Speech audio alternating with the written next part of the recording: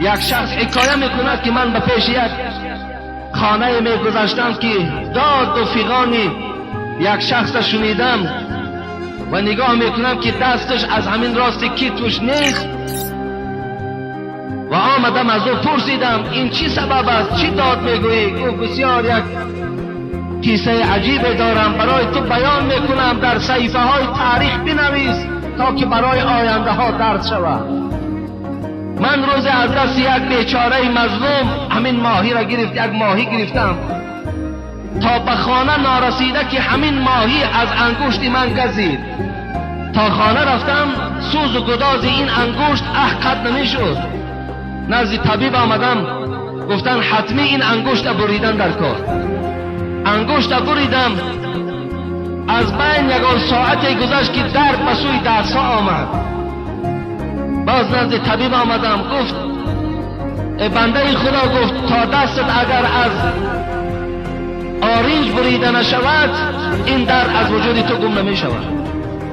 آمد میگوید دستم از آرنجش بریدن، باز این درد عالی تا حال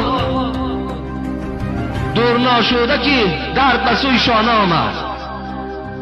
طبیب گفت برادر عزیز دست از شانه بریدن در کار. تا حال با از شانه میبرن لیکن تمام بدن من میسوزد. این به خاطر چی بود؟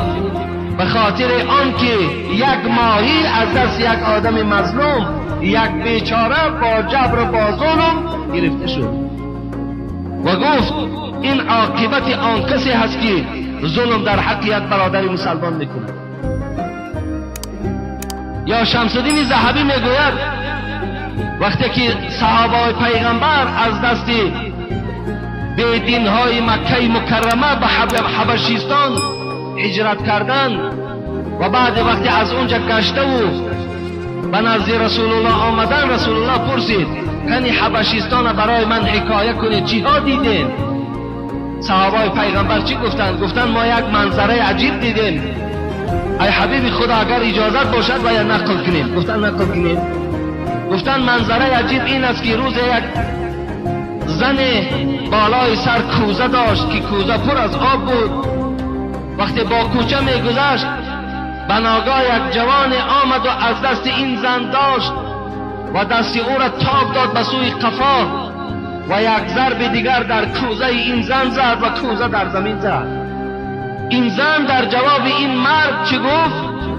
گفت ای مرد، گفت تیاری تا ببین، روز قیامت وقت پروردگار کرسی خدا میزند و اونجا قضاوت و حکم در دست پروردگار می آید، اونجا این معامله که با من کردی تو جوابش پیشگاه خدا را میگویی. ببینین حبیب خدا وقتی این سخن میگه شنید گفت این مادر حق گفتن، روز قیامت حقی مظلوم از حق ظالم گرفته می شود. چگونه امروز بعضی از ظالمای ما هم دست در بالای روی مال دخترامان میزند و از بالای سرشان کشیده میگیرد. این ممکن نیست.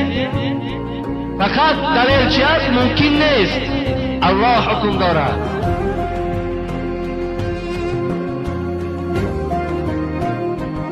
در صنف 9 و 10 اگر حامله‌دار شود ممکن است.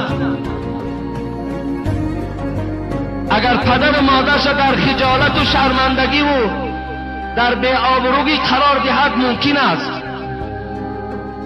اگر تمام بدن او را چه اهل مکتب چه اهل کوچه تماشا کند ممکن است.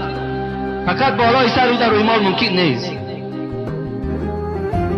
از خدا ترسیدن در کار. این ظلم است. حرام از پروردگار ظلم حرام اعلان کرده است.